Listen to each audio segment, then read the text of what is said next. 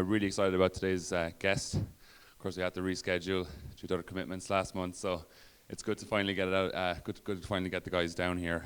They're guests we kind of wanted to get here for a while, so it's nice. One of our guests tonight, of course, is local, Paul Sweeney, and of course Cormac had a bit of a longer spin in today, but I'm sure it'll be good. So, a bit of background on the company. Their company's trying to change the face of conversation, as we know it. They've built a suite of tools and platform to help enterprises to reconnect with their audience. They raised 1.75 million last year to build out the platform even further. And tonight we're going to chat about chatbots, conversational user interface, and conversational middleware, which the guys will explain a little bit. So give an upstanding welcome to our guests tonight, Paul Sweeney and Cormac O'Neill.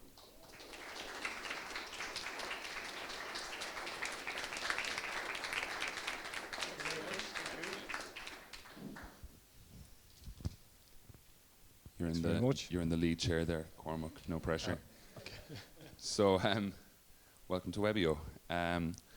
So, I suppose to really distill this down, this is a conversation about conversation, which is a bit meta, I think. Absolutely. Well, first of all, in the true spirit of conversation, I want to thank you for inviting me down here this evening. I've been to Limerick on a number of occasions. Obviously, Paul's from Limerick. He's a co-founder of the company. And Paul assures me that the sun actually does shine in Limerick. I've yet to see it, but hopefully you'll invite me in the summertime to see it. So, thanks very much. 18 months ago, but yeah. Was it? Yeah. I've always had a great time here. There's no doubt about it. No, brilliant to have you. So, look, I suppose I'll start with yourself. What does a conversational middleware company actually do? Yeah. So, conversational middleware, it's not the most sexiest term in the world. When you talk about middleware, people tend to fall asleep, right? And some of you guys are probably nodding off already, right? But what we see and what we've seen in the last number of years is a fundamental shift in how we as people communicate with each other. Typically, if we go back 5 or 6 years, voice was the primary mode of conversation between people. We rang each other, we spoke to each other, and email started to become a primary mode. But in the last number of years, that has all changed. I'm looking at two gentlemen who are texting somebody in the front row here, and this is tweeting, right? So it is a prime example of how we communicate with each other today, right? Instead of heads up talking, it's eyes down texting. And that's what's happened in the world, and it's been a fundamental seismic shift. I don't think we really appreciate how quick text messaging apps have dominated our lives, right? If we look at the humble phone, it took the phone decades to get the same penetration that messaging apps have got in years. So that's seismic. That's a massive shift. Brilliant for us as consumers. It's made our life much easier in terms of keeping in touch. But if you're an enterprise, if you're a company, particularly a really large enterprise, and, you know, let's face it, large enterprises aren't nimble, they don't change quickly, they're still very reliant on those traditional methods to communicate, so voice and email. They're the primary modes they use. Big problem for them, consumer has shifted to digital, they're stuck in these old methods. So what Webio does, Webio helps to bridge what we call the conversational gap. So we provide enterprises in particular with conversational middleware that allows them to start conversations with their customers across these digital channels. And it allows customers to reach in and start conversations with an enterprise. There's much more to it than that, but I'm conscious of the fact, and I said this to you, Peter, I can start talking and answering not stop. all my questions. So I know, yeah, I'm going to stop. So that's what conversational... Yeah, Paul hasn't gone yet. We haven't gotten to Paul yet. So that's what conversational middleware is. I'll take it back. So I suppose you're a financial accountant, which makes you a bit of a rare CEO. So I suppose how did this come to be? So yeah, I'm an accountant by profession. I'm originally from Dundalk, County Louth, and when I came out of secondary school, there's 6 kids in my family. It was back in the time when there was no such thing as a Celtic tiger. There wasn't even a kitten, right, in these days, right? So 2 of my siblings were in college down south. So there was only one place I was going to university. That was up the north because college was free. Right, so I got at the time college was free up the north, so I was educated by the Queen, and I did accountancy. I qualified from Ulster University doing accountancy, and then I went over to America to study finance over there. So. And that would explain the accent as well. It's Loud via America through Cork. So I left Loud at 18. I went to Philadelphia. I met a Cork woman. I returned to Cork. I married a Cork woman, and now I'm here. Yeah, well, it's very useful to be able to switch in and out of accents, you know, so people can understand you. So that's kind of where it comes from. Just on the accounting thing, because I think maybe it's often overlooked. We spend a lot of time on product and marketing, and sometimes we don't get the financial house in order. So that's obviously hugely beneficial. Paul, you can probably allude to that as well, having a CEO with a finance background. So you just don't have to worry about it. Like someone's got their eye on it, and it just makes sure that you get the regular reality check that at the end of the quarter, there's a revenue target, there's costs, there's things to be paid, and that's all regular stuff that has to be taken care of. But of course, the bigger question is how you're building company value, and do you have your eye on the drivers of company value? And you know, that is a financial conversation between you and the funders. Yes, there's the usual pitching, but like everyone's expecting their money back. So to have someone who's like able to have that conversation competently within your own business is very useful indeed. Excellent. So I suppose Cormac, I suppose the financial accounting maybe avenue wasn't for you from early on, and obviously I suppose Webio isn't your kind of first rodeo. So back in our day when you were in secondary school, there's such a thing called a career guidance teacher, right?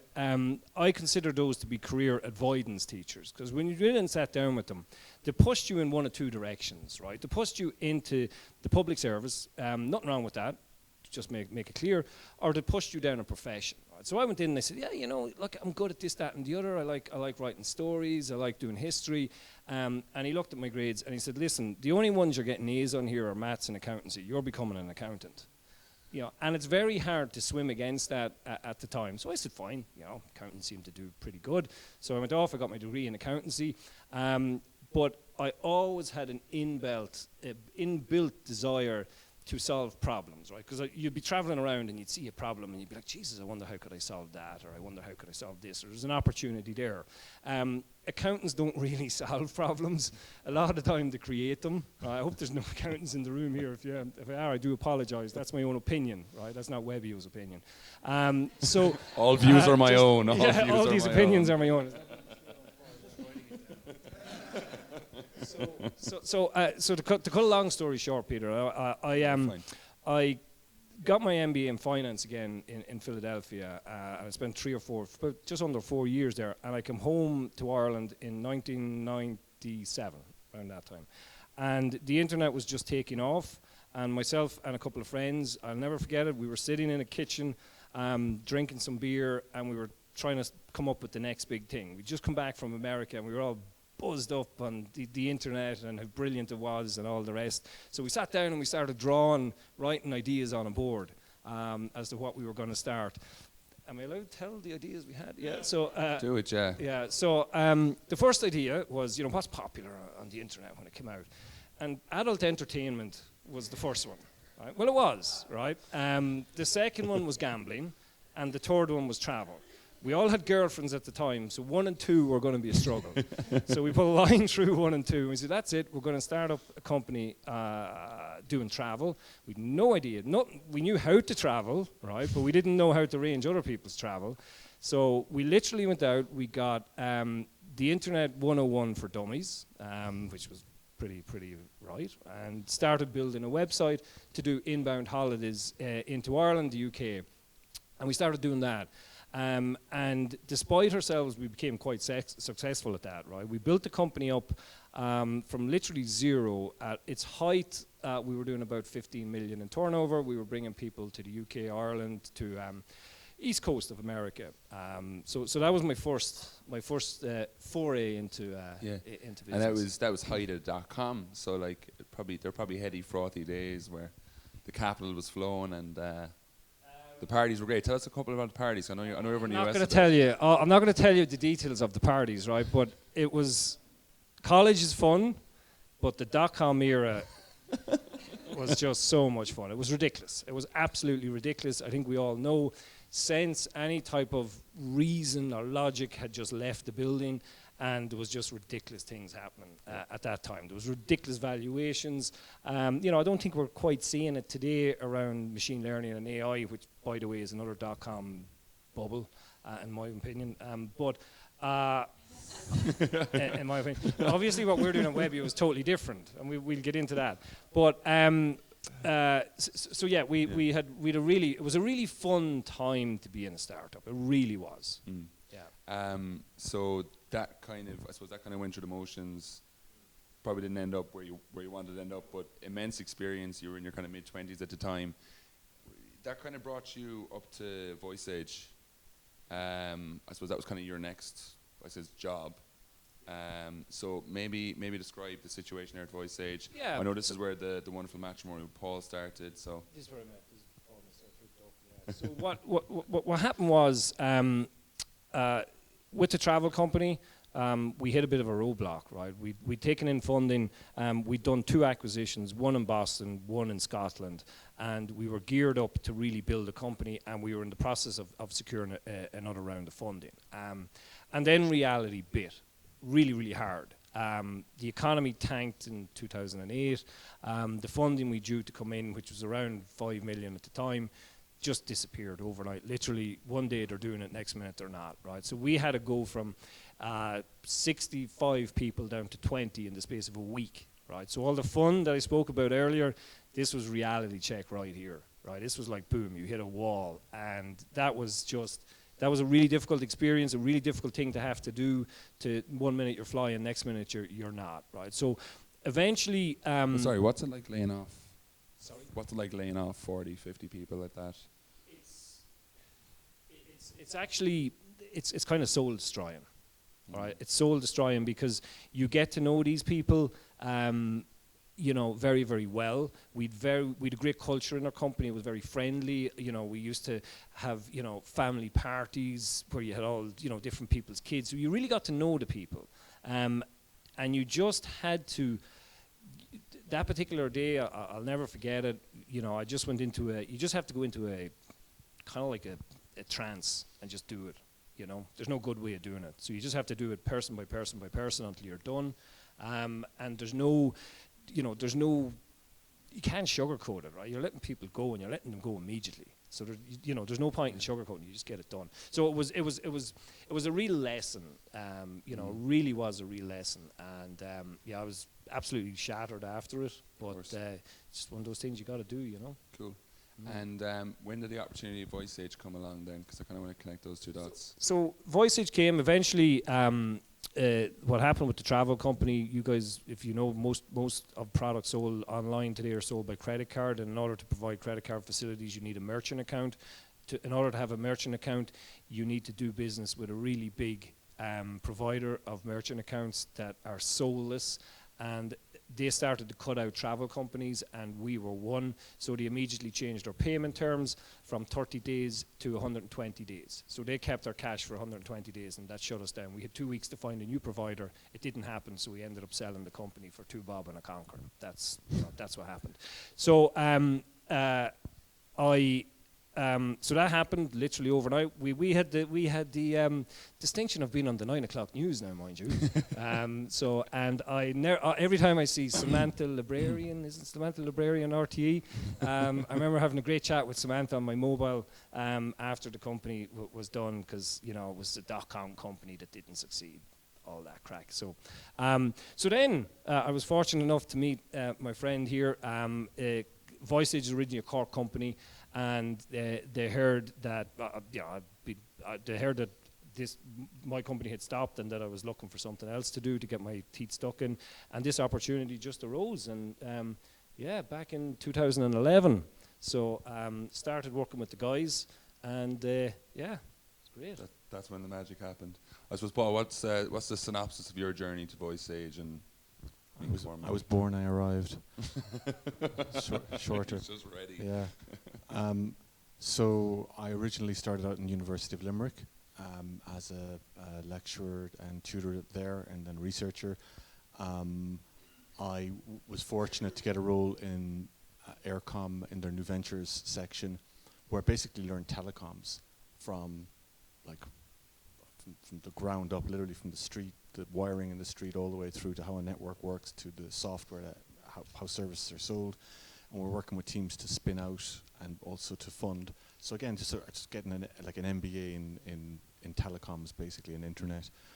And I wanted to work on the other side. Like telecoms were like big lumbering, just you could work on something for 6 months and a decision would happen over there, and that's it. Everything you've done for 6 months is gone, and that was just maddening. So I went. In retrospect, what I ended up doing was working with companies, startups and scale-ups, what we'd now call them, on product strategy. And that's what it was. At the time, I didn't know that that's what I was doing, but that's what I was doing. I was helping them figure out what their product was, where it was going, and was that fundable. And essentially, that's what I did for around 40 different companies. During that time, of course, you meet some great people, you meet some difficult people, but you get a grow for being on the other side of the table, and you say, look, I think I'd like to be on that side of the table for a while, and I want to get behind a startup. So I was very early. I was introduced to VoiceAge when it was a very, very small entity, maybe 3 people, and asked to go in and evaluate it and do my product thing. And I said, look, pretty much none of that's going to work. And so I was asked to bring in a team, build the company, and so got behind doing that. I wanted to build up that experience. Who was leading VoiceAge, actually? Who was? Yeah. At that time, it was JJ Kett. Okay. Yeah. And so we built that company up to, a decent degree. Like, making anything work is difficult, but I think we needed the extra kind of drive, and that's when Cormac came on board and really just professionalized everything, particularly focused, and then drove the business. And I just had a huge amount of admiration for the work he was doing. And I think I even said to you in the company at the time, I said, I think you're too good to work here. you need to grow. And so when the opportunity came to take the next step, I was delighted to be able to work with someone of Cormac's caliber and be able to learn things from his leadership style and how he builds a company. And that's been just an absolute pleasure to watch, and a great learning experience, and somebody who makes hard decisions, makes brave decisions, and sets values and lives by those values is what builds a culture. So I'm sure, Cormac, when you talk about the culture you built before, seeing how that's done and how you build it, there are hard decisions that you make to live by your values, and I've seen that. And I think I was just talking to some of the people earlier about, we had this saying, Cormac, you had that saying, you put it up on the wall, which was, smooth seas never made a good captain, because you don't get any training, you don't understand what it is to steer in difficult seas. So having seen that, what I can say to kind of share whatever learning I got from that is, investors say that like the team is all important and the founder is all important, and what they're really looking for, I think, now is a leader. Like, you can be a founder, entrepreneur, whatever, but you've got to be a leader, and leadership is a 10x multiplier. Yeah. Because once you've got focus and you've got that enablement mentality, you've got that force multiplier at work in the company. If you've seen leadership work, and you're in a company where there is no leadership, it's just fundamentally just a world apart. So that's my takeaway, and I'll end that by saying, I don't think I've ever said that to you before, boss. He's so great. He's got a little tear in his eye, End of year review coming up. You can keep talking, Paul. You're doing great. So that leadership was obviously very apparent to the guys around you, and in a way, I wouldn't call it a splinter group, but there was you two, and there was 2 more, all at VoiceAge, right? Yeah. And then, was there a moment, or was there something in VoiceAge that you saw that you thought, okay, this is something we can spin out, or this is something we can maybe recreate? Yeah, so I think we spoke about it earlier at the very start, the shift that we're seeing in communication. So, we could kind of see that happening. And the voices at the time were going, they had different strategy, basically. Strategy built more around voice calls and automated voice calls. And, there were things happening there that we could just see that this shift was just, this is fundamental. Like, I think, I always tell the story of a journey I took with my wife and my kids. This is 3.5 years ago now at this stage. And the great thing about this story is it's actually true, right? Because sometimes stories are not true. But this is a true story. So we were traveling from Dundalk. We'd gone up to see my parents, and we were going back to our home in Cork. And so my wife knew that her car insurance was about to expire. She'd done her shopping around. She'd rung different companies, and she decided that she was going to renew her insurance with her existing provider. And the kids were in the back. We're just about to start out. It's a 3-hour journey, and if the kids don't fall asleep in the first 10 minutes, if you have kids, that's it. They're not falling asleep, right? They're staying awake for the journey. So Claire said, I'll just get on the phone, give the insurance company a call, renew the insurance, and 5 minutes, and get back to playing I Spy. Everyone's a winner, right? That's not what happened. I'm sure we've all experienced this before. She rang the insurance company. She got off the phone 45 minutes later, after speaking to 3 different representatives within that insurance company, before she got somebody to take her credit card details and take her money. Now, if that, and I always remember what she said when she got off the phone. She got off the phone, and my wife's fairly placid, right? And at least in company, she's quite placid. She got off the phone, and she said, Jesus effing Christ, do they think I've got nothing better to do with my time? Right? And she's dead right. As always, she's dead right. We all have better things to do with our time.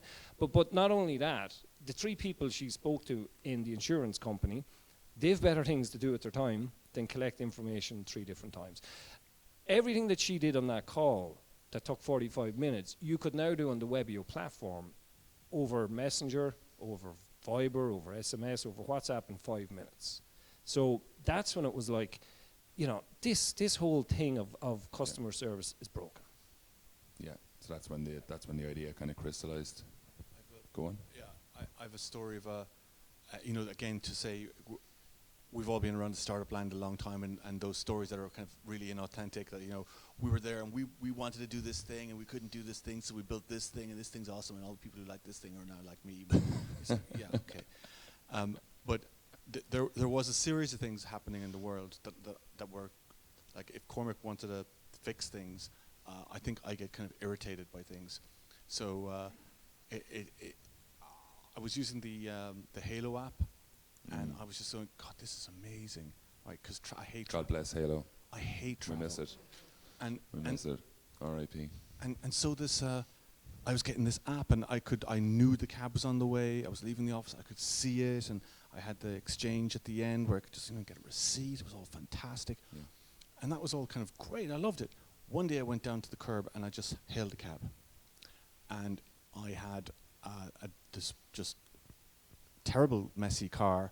The driver was driving me any which way to this route to the Houston station, which I knew like the back of my hand. He felt quite comfortable with me making racist remarks as he was going through town. On the other side, we had what I can only describe as a fiasco of an exchange of currency and receipts. And I got off a standard Houston platform, and I said, oh my God, right? I said, every single company is going to have to operate in this kind of a digital envelope, was how I thought about it. Because what happens is, when you're in this service wrapper, this digital service wrapper, what happens is all the behaviors change. Like the driver's behaviors change, your behavior changes, and the whole experience is different. And every company is going to have to be able to deliver these digital experiences. And the second thing was, Chris Messina was did this article. He was the head of UX at Uber, and he did this article called 2016 will be the year of conversational commerce. And he did this example of where you're in a messenger conversation, and you're saying, hey, let's meet up in town, and oh yeah, that'd be great, let's get a drink, and yeah. And then like the messenger says, well, you're on that side of town and you're on that side of town, so you're going to need an Uber. would you like, and an Uber is summoned into the conversation, right? You can now summon the Uber from within the conversation, because the conversation is the context. And I went, that's it. Like, that's exactly what's going to happen. You are not going to download apps. You're going to summon up things from within a conversation. And then the third thing that happened was my kids playing with the Snapchat apps, and they were opening the apps and doing the filters and seeing all the stuff, and I was there.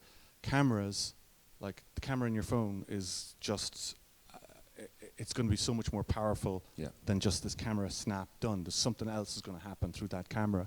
So what happened then is when we started the company, we sold this vision, which I'm sure you'll go back to in a second, but fundamentally we understood that it's the conversation that's going to be important. Whether it started through text, voice, or cameras, there's a conversational flow, a structure, and intelligence involved in that.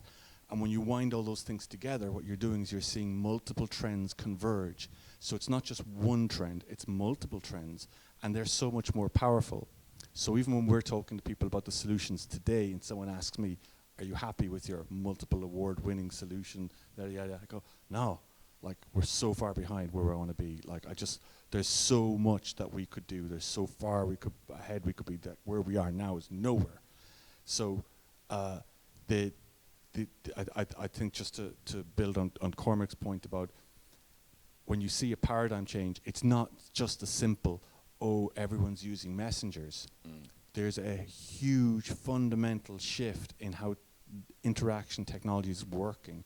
And we're right in the middle of it, and we've got global brand recognition for what we're doing because we got in there early and established our brand name and built relationships there. So again, it's not a kind of moment of one crystal point of we left the nightclub and why can't we get a cab.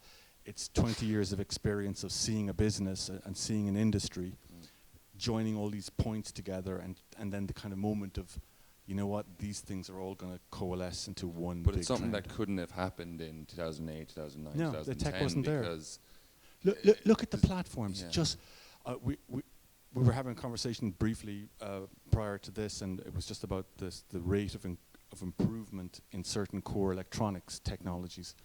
And if you look at the baseline rate of how the platforms are improving, like where the AI is coming from and where the conversation management stuff is coming from, those platforms are like on this vertical path, like of rate of improvement. So in 2018, around October 2018, the computers became better at understanding individual words than humans are. So the computer will now understand each individual word more accurately than a human will. Now, that's different than the meaning of a conversation, right? Similar paths of recognition are happening in the vision system space. So again, it's not just looking at, these things are getting kind of like incrementally better. There's this whole tide of technologies rising right up underneath you. And of course, what happens ultimately is it gets to this point of, like, I call kind of conversational fidelity, where it's going to be just so good that you'll just go, well, why would you do it any other way? Now, when we look at like 4K screens, like TV screens, you're not even looking at that screen. You actually technically, physically are not looking at a screen. You're looking through the screen because the screen has stopped being there in front of you as a thing to watch. The eye can't tell the difference past 4K of it's real or not real. So if you can see something, you get a phase shift in your mind when you see that. When you get a broadband codec in your mind that's in your head when you're listening, you know when you're on Skype versus you're on a regular phone call, you hear more of the voice. So someone is more present to you. A similar level of advancement is happening in how conversations are happening. And I call that conversational fidelity. And so we're tracking what's happening there.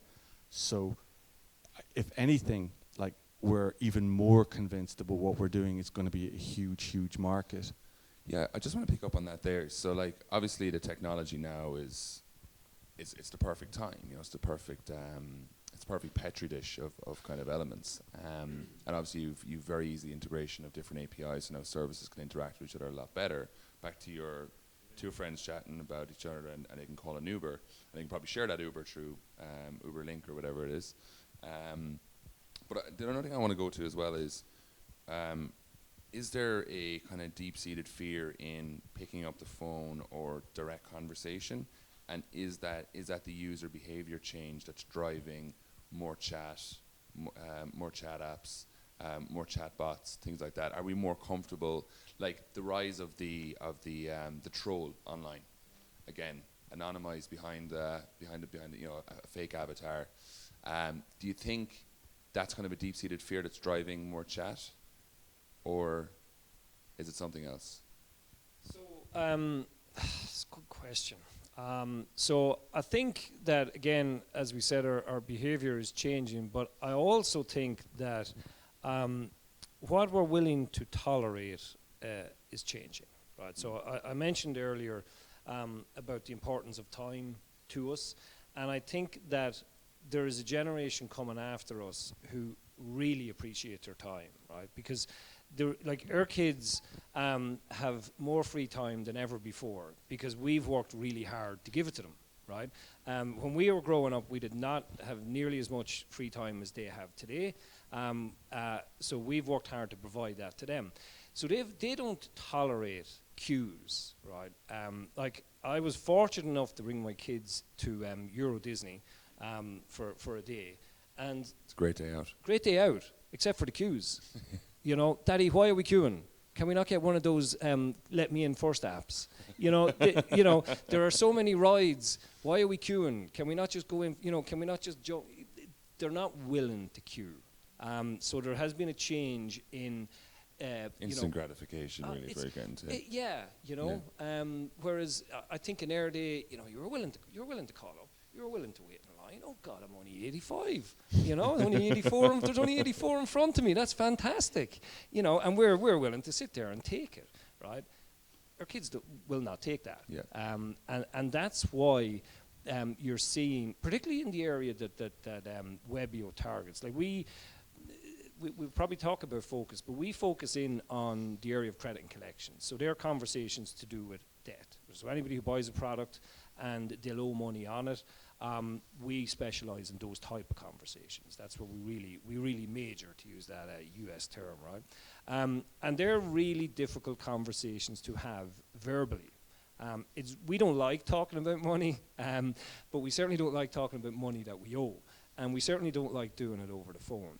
We're much more at ease in having those conversations textually.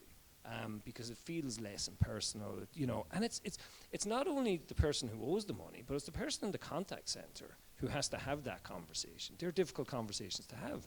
Isn't it much easier to have the conversations textually, where you know you're not talking and people have time to think about responses, and that's why you're seeing a shift away from these phone-ins, particularly in that area. It's removing the awkward conversation in a way. Yeah.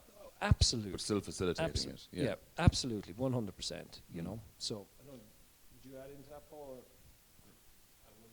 And if you maybe expand, the next question I had as well, maybe talk about that, but maybe expand then into like product market fit and kind of your decision to kind of avoid SMEs with the product as well. I think that's.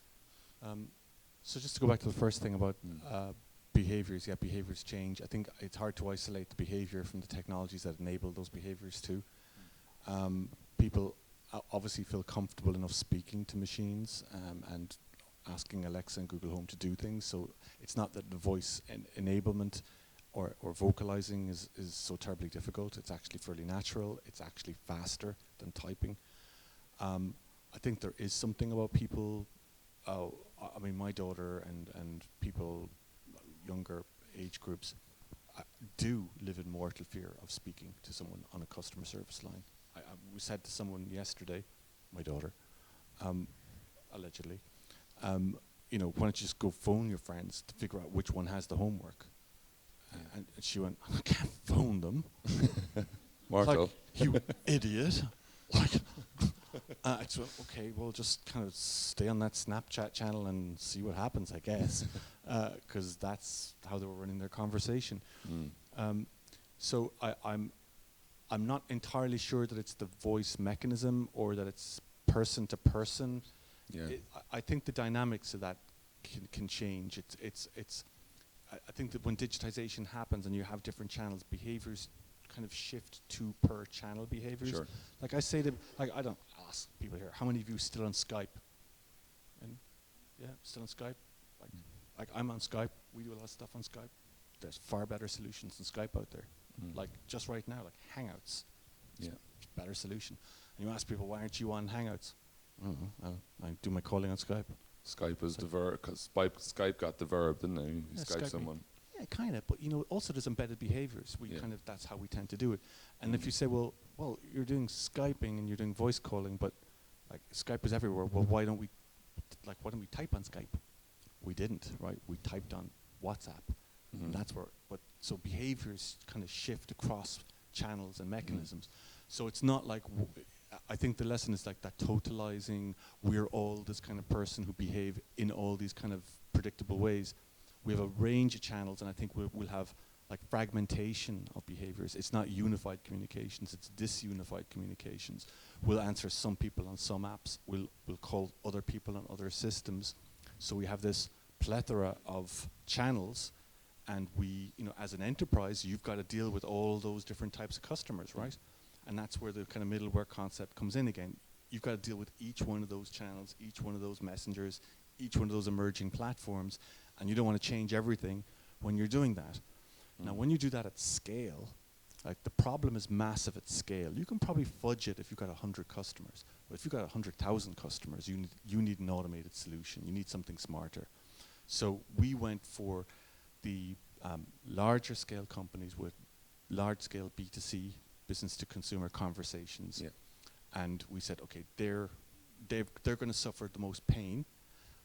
They're also open to like approach, so you can individually approach them. You don't need massive marketing budgets to get in there. You can go to them. You can convince them to do things. And if the value is big enough that you can convince them, look, there's this big move. Like I think it was one of the easiest pitches I've ever seen was, all your customers are in messengers. How are you going to provide them with customer service? And it was like, okay, come in and talk to me. Was like that was it. Was that Littlewoods, or was that one of your earlier customers? I think it might have been, yeah. Okay. But it was again, it was one sentence, and it was I'll hold my hand up. We don't know how we're going to do it. It's an easier pitch because there's a CFO or CEO of a large retail brand like Littlewoods using these technologies every day. Like you're not trying to like. You're not selling them something abstract. It's like, this is WhatsApp. You want to be able, you use this every day. You want to be able to communicate with your customers. Is that the kind of pitch? Is it kind of brass tacks? Yeah. Yeah, it is. I think it's important to point out, it sounds like we'd all this figured out, and from day one, we did not. We didn't our arse. Smooth sailing. No, we did not. When we launched our product, let's be honest with this, when we launched our product first, we started doing webinars when we actually, took us 9 months to build the thing, right? So this didn't take a couple of weeks. And we actually got it working, which was a big moment, sending a message. And then we started to demo the product. We had everybody from hairdressers to butcher shops to hotels to large enterprises like Littlewoods Shop Direct and the Very brand.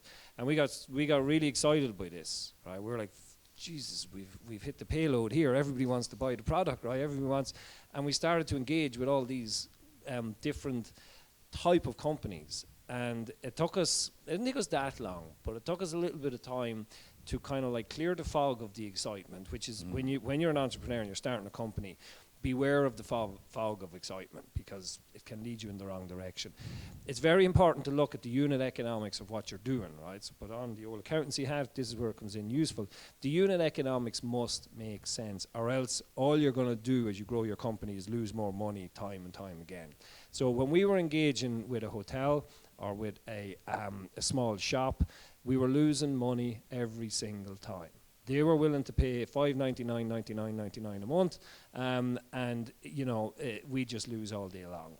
Then we were engaging with Littlewoods, who were willing to pay us 50 grand a month, and it's like, hang on a second, now this makes a bit of sense. And so we made it's a tough decision, because you're cutting away a lot of excitement by going, forget about all this other stuff, guys. This is where we're going to focus, and that's probably the best decision we made. Yeah, in Webio. Yeah, is that because it was my decision, is it? but it is, the point there is it's very easy. Like I call it the fog of excitement, because you can I can get very excited about stuff, and I always kind of step back and let it settle to see what's actually behind the fog, right? So. What was your first reference site? Like, you obviously didn't go to Littlewoods with just a page deck. You obviously had and an app, but you probably had a reference site. You know, Littlewoods was actually our first. Paying customer. Yeah, it was. Yeah, It was. We had a working demo, and the product solution that Webio has was way above and beyond the current solution that they were providing. But it wasn't just that; it was our vision, the product vision that we have in terms of where we're taking Webio and where we're taking the platform, that Shop Direct really bought into. So it was, you know, what the vision that Paul had in terms of what he just mentioned there around where we're going with the product. They'll buy you for the pain they have today, but you must show them that tomorrow's pain you're already thinking about it and you're going to solve it. But you must solve the problem they have today. A good hack for future reference is using like that demo that people can, like all your customers can identify with.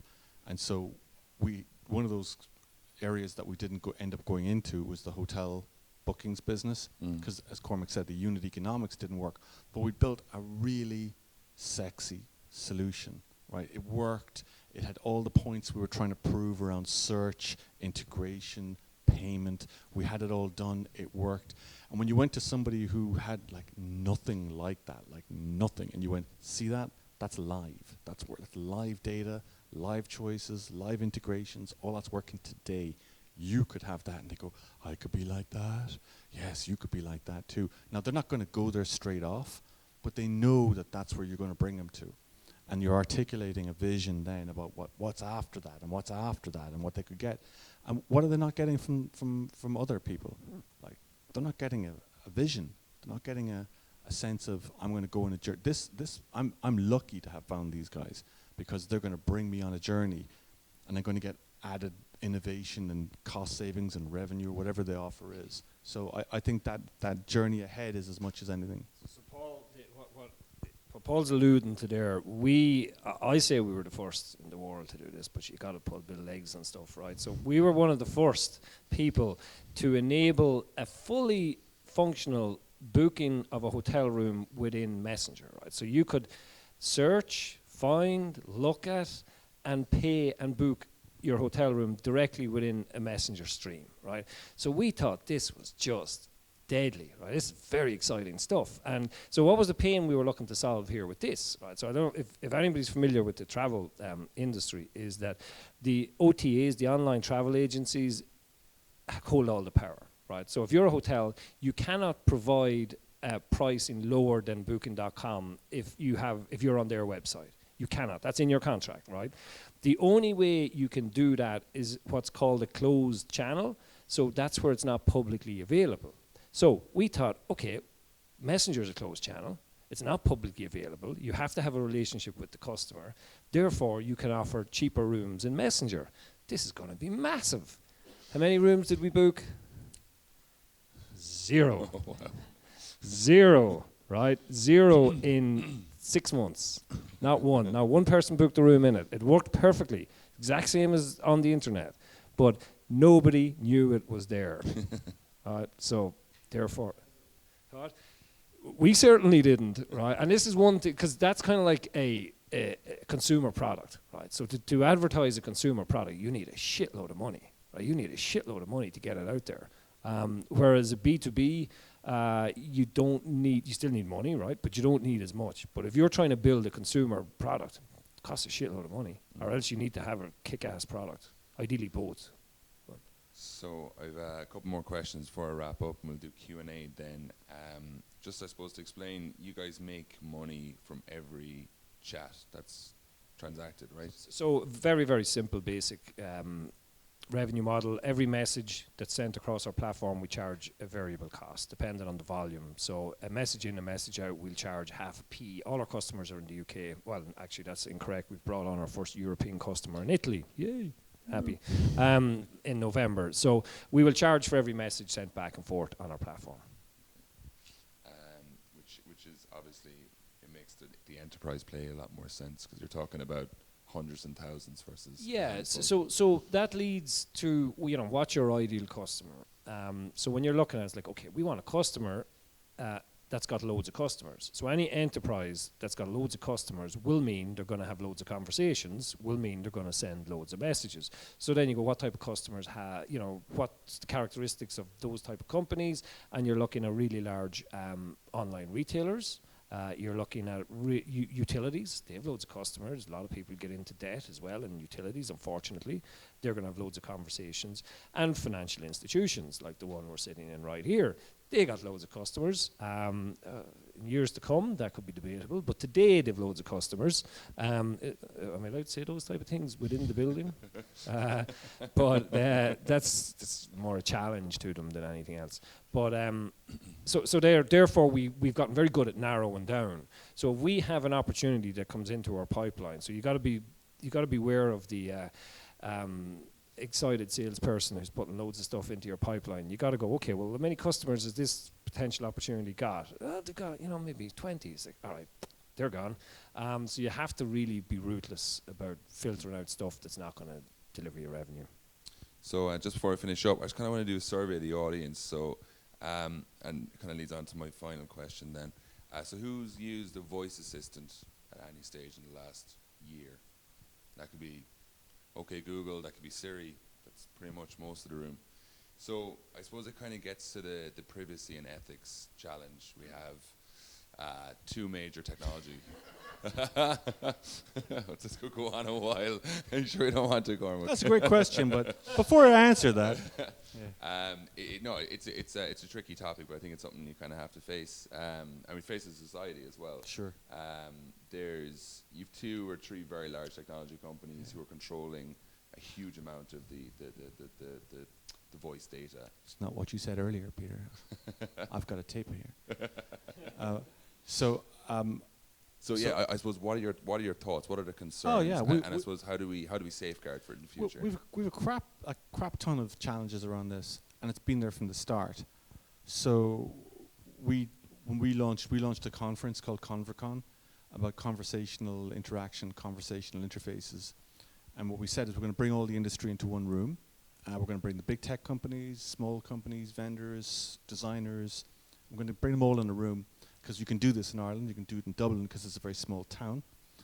And we're going to say to people, look, you guys are not communicating well with these guys around what their problems are, and these guys don't understand the terms and conditions that you guys are offering, and you should all be talking more than you're talking right now. And also there was things not working with chatbots. Like there was a very big hype cycle, but like when you asked around what was actually working, you go, well, it's not working. Like it's not working. So Cormac has set this cultural thing, no bullshit. Like there's no bullshit in the company, and we're not going to be a bullshit company. So we called bullshit on what we saw, and we said, look, it's not. All this stuff is not working. You got to start talking about why it's not working. Right? It's leading up to the conversation that you asked about. So what we had was a forum in the industry to kind of force issues and try and surface the issues because it's in our interest to get them solved. So from the very first ConverCon, what we did is we put in a whole stream on ethics and ethics AI, privacy, security. We run security and privacy sessions every single year, how you set yourself to do that. So we personally and as a company think it's really important. So about the larger industries, I guess the one in the news is that the voice recordings are being taken and then they're being transcribed and then that's being used to train the AI. Now, everyone in the industry in voice and in AI says, yeah, that's how you train an AI. Did you think it was a magic box? You kind of told us it was a magic box. It's kind of on the table. It has a little circle. It looked magical. He says, no, it's not magical. So we take recordings and we transcribe them. We use that, and that's how you train an AI. Duh. It's like, yeah, but you didn't tell the customers that. Right? Oh, I thought that they would be just okay with that. Oh, they knew. Yeah, it's in the terms and conditions. Yeah, page 23, subsection 4, in the little 8-inch writing, in the little 8mm writing.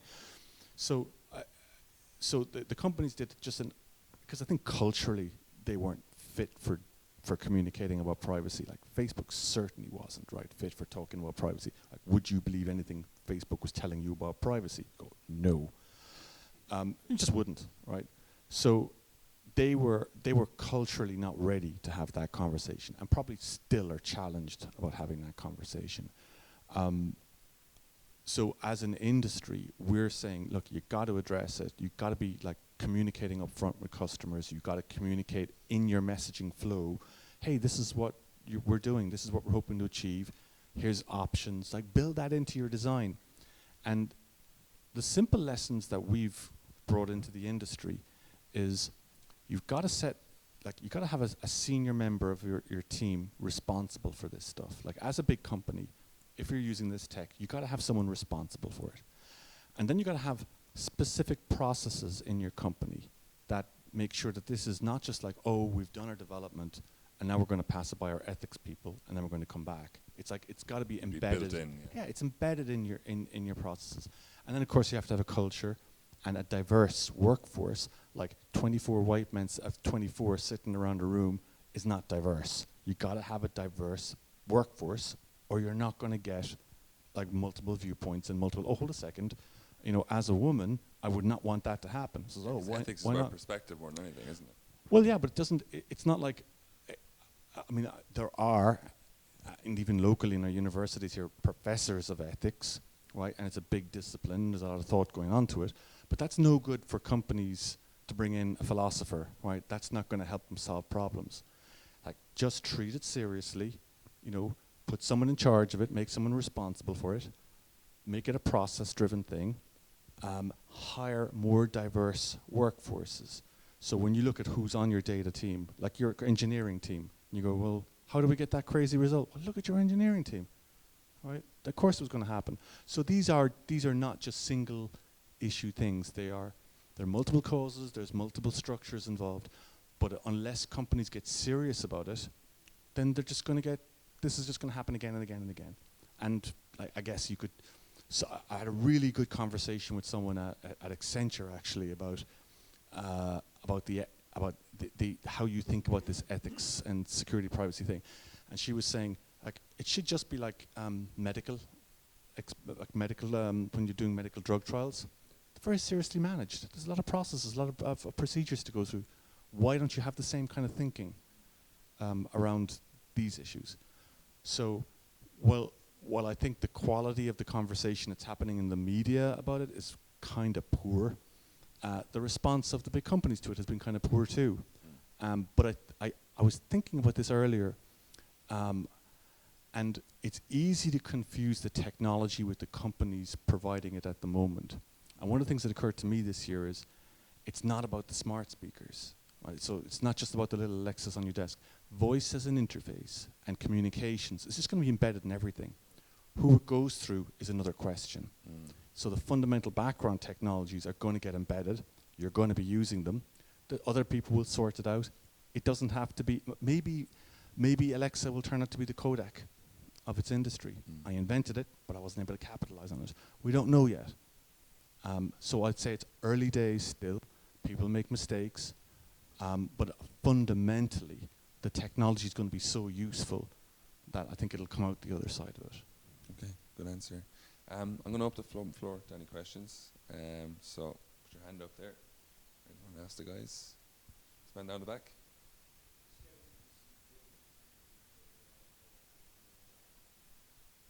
That's a good question.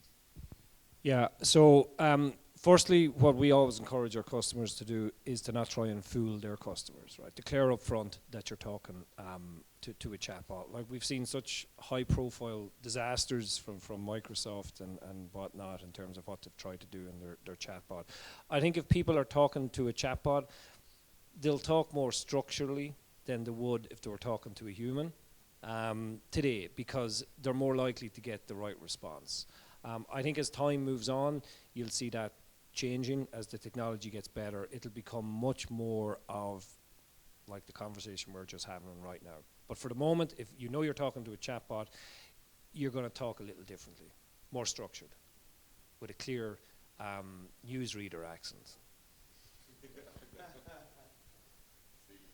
question about, when you go into large today, a lot of them put you to their tech support's website. So you're on the website and they're still trying to get you to go to the FAQs and solve the problem yourself on your side. And eventually you'll be interrupted by some pop-up and see your chat. So my kind of question is, you know, why do companies still hang on to that old, you know, you should be able to fix your own problem in this FAQ world, in this, doesn't our website provide you with all the information you ever could possibly know and afraid to ask? And why doesn't it just rip it out and just give you the frontline messenger? I'm now speaking to either that robot or I'm speaking to that agent without any little shell. So just before you go on to that, like one of and he will, I know he will, but you're dead right on that. And you know, any kind of like research done on it shows that websites actually go out of their way to make it difficult for customers to get answers. And this is where a much more natural form of querying for information, voice-driven, will come into play.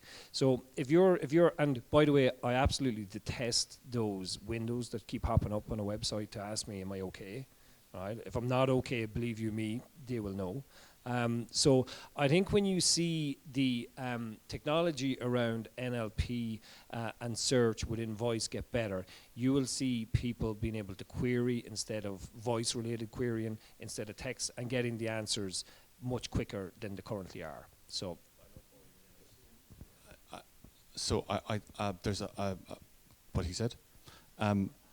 So that all will happen with the tech kind of coming up, the tech stack just getting better at what it does. I think it'll be one of the first areas to be crawled and re-conversationalized is the existing tech that you have, the existing knowledge bases that you have. So I think that will get solved pretty quickly, like too. And I know a couple of companies doing really good work there. So the next kind of thing goes, oh, well, I'm asking it a bunch of questions. And I think once you say to yourself, I'm not like searching for, like, what would happen if you spoke differently to a company entity? Like, what would happen next? It's a really interesting concept. Like, if, John, like you were saying there about how do people talk to computers or how do you chat to it, right? So one of the things we find with people who are in a conversational form as opposed to a drop-down menu kind of form is you get 30% more information. People naturally share more of the information and you get more context than you may have in the drop-down form. They tell you things and maybe that informs something else later on. It's more data that helps you understand the context. So just like I was mentioning about conversational fidelity, what happens when you have complex compound sentences that you can respond to in real time, something's going to happen about the nature of the relationship between you and that service or you and that object. Something is going to shift. And I think we're going to see different behaviors, different emotional responses. I think we'll see a whole different set of customer experiences that we just don't understand yet. And I track industries that we're not and unlikely to be supplying into, like healthcare and mental health. And I think when you see what's possible, like there's this Amazon Alexa story where they put in the speakers into an old person's home, into retirement homes. And so this elderly gentleman is leaving the house and he asks Alexa, did I close the windows? Are they locked? Did I turn off the cooker? Are all the lights off? And then he closes the door behind him and he sighs. He's just relieved because he's living on his own. He's afraid of making mistakes. He's afraid of making errors. But that ability to just question something to make sure everything's double checked makes him feel safe, that he's good to go. He can go into town, meet his friends, have dinner, and leave. And so if people can have their kind of lives like changed or their emotions moved, like that does like give people 2 or 3 years longer living like independently, or it gives people who may not have the chance to live independently to live more independently. So I think we're going to see like it's not just going to be about can I ask where my delivery is and how much more money can I spend on this account, which is fine, right? But I think something fundamentally different is going to change because the tech is just going to know that Stephen's asking about the money and the balance, and he's kind of, is he anxious? Well, did you know that your voice has a ton of biomarkers in it? Like, I can tell that you're stressed. I can tell that you're tired, that you've, and I go, oh, he's stressed and tired, and ask him what his bank balance. Do we just tell him this is actually how much you have? Or and what voice do we use it in? What inflection? What language do we use? Do we have an add-on message to that going? A lot of people are feeling this. A lot of people feel at this time of the year under even more intense financial pressure. You're not the only person. I go, oh, okay, that's good to know. What's the next thing that they could ask you that make you feel like, you know, okay, I'm not going to worry about that too much.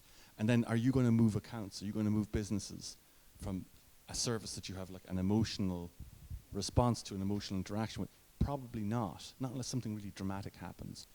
So again, I think I got this from a McKinsey article in 1988. It was Bank of America spent £50 million on a call center to bring down the waiting time from your like 84 people ahead of me in the queue to I think it was 30 minutes or 25 minutes or something like that, and this is unacceptable. We've got to spend a fortune to get this down. They got it down to something like 7 minutes, and they were doing their customer satisfaction scores, and the customer satisfaction score had not moved. I said, why the hell? You know, we spent all this money, drove down this time. And ultimately what they found out was after 3 rings, so ring, ring, ring, ring, ring, ring, after that, doesn't matter how long you take. You've just not met the mark. So you have to answer it within 3 rings, or you're not good customer service. Whether it was 5 minutes or 15 minutes didn't matter to the customer then. You'd already failed them. Like, we're living in the failure moment now. And so I think when we talk about technologies having this kind of linear, vertical path of improvement, you reach some sort of point where everything just kind of works. It's like the touch phone did not work. Like the touch screens did not work until they worked. And then when they worked, everything changed. So I think we're going to hit one of those points. And then you just go, oh, okay, I kind of get it now. Like an inflection point. Gillian?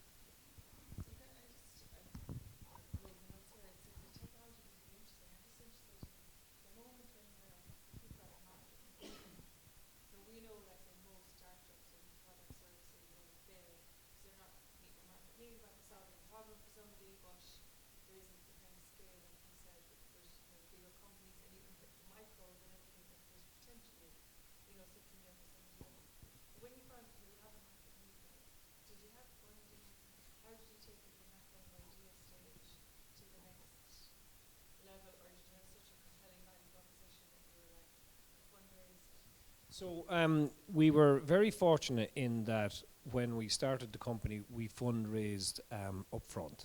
And one of the, so the idea and the concept we had resonated immediately. It actually, to be honest, it wasn't a hard concept to sell because when we spoke to people about it, the investors got it straight away. So then they moved on to, you know, the next thing they're looking at is what does the team look like? You know, is this a team that's going to look after my money? Right. So most of them, while they're looking for the, you know, the moonshot, they're also looking to de-risk the potential for failure here. And one of the key things for that is the strength of the team. And we were fortunate enough in that we all have different skills that tend to complement each other really, really well. So when they stacked up those 2 things, we were able to get funding pretty much straight away. We were very, very fortunate. Now, we wasted a lot of that money, you know. Fancy parties. Sorry, Paul told me all about it. Let me rephrase that. We invested a lot of that money in product development. I'm obviously joking, but to find out and you know, to ask the question, when had we kind of that moment that, you know, this is where we need to go? We looked at a couple of our customers, our early customers that were using us for their credit and collections conversations. We always go back after a pilot. So a pilot would typically last 3 months, and we go back and review it. And the impact that we were having on whatever criteria we agreed. And the impact we were having on their metrics was phenomenal. You know, for one of our customers, conversations that they were having over the phone, they automated 40% of them. This was like seismic, absolutely seismic for them. Yeah, in 3 months. Customers that they were unable to contact. These mightn't sound big. So let's say you had a 7% contact rate on a particular stage of debt. Debt is classified as early, middle, and late. So the higher up you go, your contact rates fall. So we managed to increase that late stage. I don't know the exact number, but I think it was from 7 to we doubled it, at least doubled it. So these are huge metrics for enterprises to be able to contact these people purely by using our platform and introducing a different mode of communication. So that for us was, look, there's a real pain here for these people, and we can solve it. Just go after it. And that's what we did. Amazing. Any other questions? So, what is your company strategy in getting competitive advantage over the other companies in the same business? There's plenty, and the technology is growing every day. Yeah. It's very open on the net or blogs. You can find it everywhere. So everyone is aware of the technology. How do you ensure you're a couple of steps ahead of your competitors and doing the branding of the company? So, and that's a question we get a lot, right? So there are, well, it is, so there are a number of companies out there that can provide elements of what Webio does, right? I'm a firm believer, I've done a number of startups, and people talk about secret sauce and what's your secret sauce. My own opinion is secret sauce is rubbish, right? And I've said this to VCs, and they've asked me to leave the room, and that's fine. We won't agree on everything. Very few companies have secret sauce, in my opinion. It is a mixture of things that make a company successful and that provide a competitive advantage. And that is the case with Webio. Well, so first of all, when we talk about conversational middleware, Webio was the first company to start talking about the concept of conversational middleware and bringing all these assets onto a platform to provide more efficient and effective conversations. This really, really resonates with our customers. When we talk to them about this and they go, oh yeah, I can attach this and I can attach that and I can bring this into the conversation. So that enabled us to win customers. That set us aside from the competition. Now, that's not a long-term sustainable competitive advantage because, as you rightly pointed out, competition and advances, people can copy what we done. Now, what will lead to a long-term competitive advantage for Webio is what we're doing with all the data that we're generating within those conversations. And this goes back to the old chestnut that's out there today around machine learning and AI. Sometimes I feel like, I don't know, was it not Cinderella, Sleeping Beauty, who fell asleep, right, and woke up 100 years later to find out that every single company on the planet did AI. Because that's what it feels like. You go on every website and suddenly they're doing AI, right, and most of it's rubbish. Thankfully, what we're doing at Webio, we feel is genuine AI. So we're using, or machine learning even, to be more precise. So we're using all these conversations that we have, and we're trying to figure out, can we predict the outcomes in real time? So, if you're contacting an enterprise, or an enterprise is contacting you, they're not doing it for the crack, right? They're doing it to complete a process, and every conversation will have an outcome. So if we can analyze the historical outcomes and use that data to predict future outcomes, well then, I don't like using the term influence, but you can nudge those conversations in real time. So if a conversation is not going to end in the outcome you want, you can nudge agents or a live or a chatbot to give different responses. So that's where we're going on our machine learning. We got some other really cool stuff that we're doing that we're not. When you talk about something, you can't patent it, right? So some stuff we're not going to talk about because that'll blow the patent, won't it? So don't talk about it. After you finish up, we'll have one more question, so if anyone has one. There's simple stuff that companies forget to do as well. Like large-scale enterprises care about security, reliability, governance, auditing, organization structures, and that you've got that under control. So you're not going to go and buy a solution that you can't put in your infrastructure. You just won't. There's also just the performance issues at scale. It's actually remarkably hard to do good conversations at scale. It's just not easy. Someone could say, oh, well, I could do that. Good luck to you. It's actually kind of difficult. And I think inevitably what happens is when you're successful, you should attract competition. So inevitably you're going to get some competition. our belief is that we've built our infrastructure to scale like AI-driven conversations at scale, and that's quite difficult to do from the start as well. So like I'm living the 2 years ahead in the future. So what we have today to me is like, oh, Jesus, do we still have this? But like from a product point of view, I like thinking about the AI as like one button. It's not a general cable. It's like one button that does one thing that's amazing for the person looking at it. And if you can think about your AI strategy in terms of like, if it could be a button that did one thing for someone, what would that be? And I think that gives you remarkable focus. And I think one thing we say about what is competitive advantage, or how do you build competitive advantage, it's by being uncomfortably narrow in your focus. It should chaff a little bit that you're kind of, you want to do lots more, but you got to be like really narrow. And you'll see then from our the awards we've won over the last 2 years in our chosen industry, we've quite literally won every single award in our industry for technology and innovation 2 years in a row for a 3-year-old company. So like, what's the secret? It's focus. Right.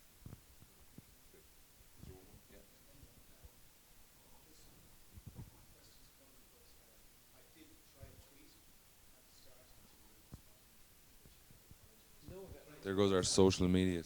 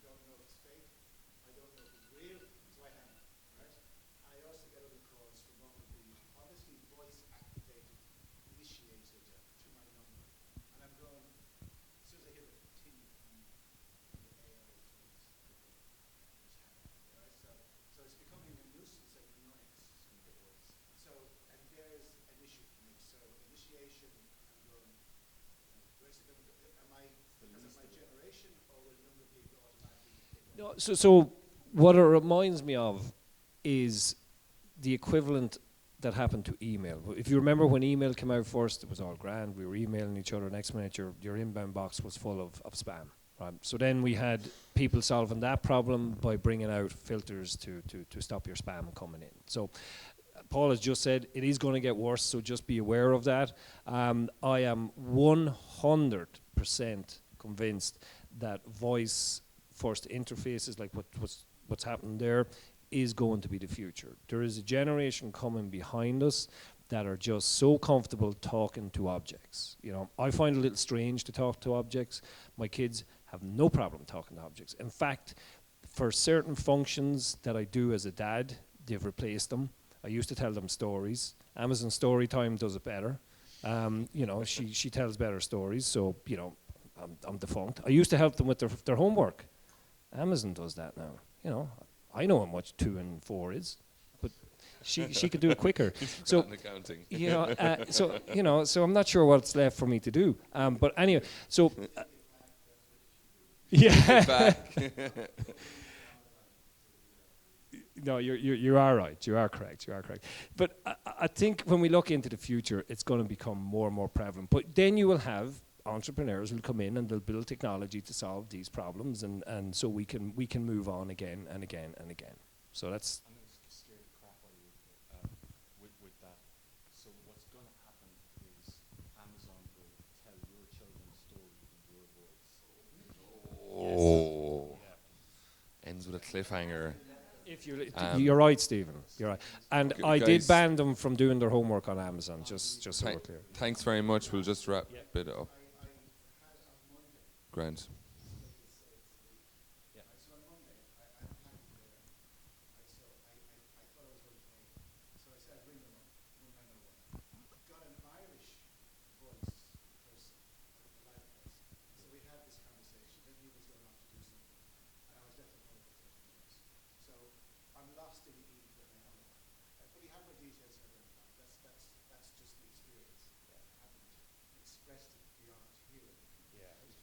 So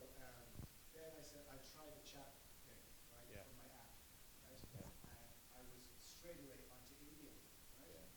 Obviously from the names and Hong Kong. So I think they need to get their act together and maybe a Webio. And I agree with you, and I know. Just get me to explain Yeah, the experience. and I won't mention your name, by the way, but I will use that. I know they've offshored. So to the best of my knowledge, that chat function that you mentioned there is a third-party outsourcer that's providing it for them through India. Yeah. I wanted to know, right? I live in Cormac, so I said, when are we getting the fiber bill? Yeah. And I said, here's my postcode, here's the details. But when am I getting broadband, right? Yeah. And then after a few days she came back, she said, you're not, you're very well. I only had broadband, it was a broadband customer, right? I just wanted to get the faster broadband. Yeah. So she was telling me that I wouldn't have any broadband. So it was a serious Didn't even have the right information. Yeah, but like so this is, and I actually do have sympathy for these enterprises, believe it or not, because they've invested heavily in these legacy systems. Like they've put millions into these systems, and they've got like they have accountants telling them you can't change that because it's not fully depreciated. Seriously, this is true, that you cannot change that system. You have to keep using it because it's still got 5 years of its useful economical life left, and therefore we need to maximize the Meanwhile, you got the likes of yourself, my good wife, and half the nation losing time on waiting lists, so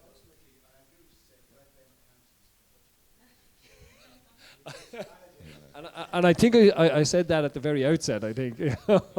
So therein lies the challenge. But what I would say, just to kind of finish up, I think what we're seeing from a customer contact point of view is we're seeing a shift in where the power lies, right? So previously the power lay with the enterprise or with the company.